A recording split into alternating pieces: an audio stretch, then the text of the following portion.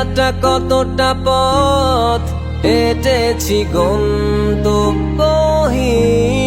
চেনায় শহরের গলি।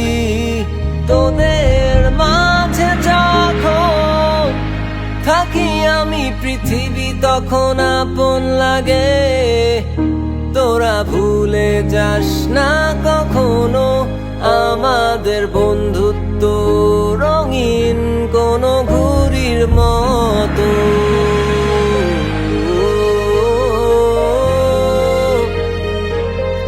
কোনো ঘুড়ির মতো।